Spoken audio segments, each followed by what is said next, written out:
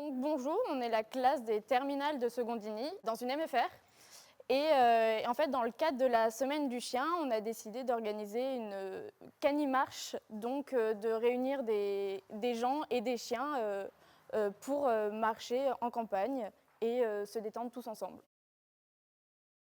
Notre formatrice donc, nous a inscrits sur la centrale canine pour la semaine du chien pour organiser une manifestation en thème sur le chien.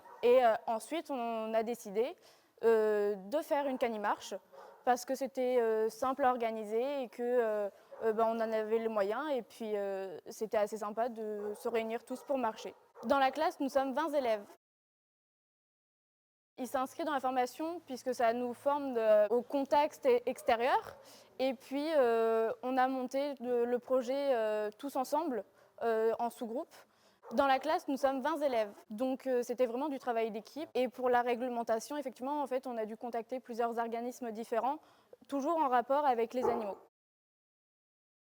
Ce travail ne va pas être évalué par une note, mais nos moniteurs vont pouvoir voir notre travail, notre cohésion d'équipe et puis nos compétences en mise en pratique. Parce que en fait, on a fait le projet nous-mêmes de bout en bout. C'est pas évalué, mais point de vue humain et compétences, il y a quand même beaucoup d'apprentissage. On apprend à être sociable parce que du coup, on accueille des gens qui ne sont pas au sein de la MFR. Et puis de professionnalisme parce que pour les contacts comme pour la préfecture ou pour la mairie, il faut savoir parler et argumenter. Il faut beaucoup d'organisation effectivement pour monter un projet comme ça en classe.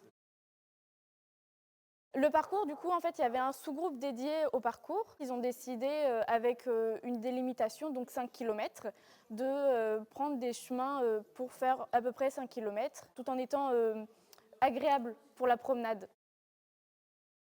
Pour la réglementation, en fait, on doit prévenir la préfecture et demander l'autorisation pour la manifestation avec les chiens. Ensuite, on a prévenu la mairie. On a fait une liste de tous les chiens présents avec leur identification et leur vaccin.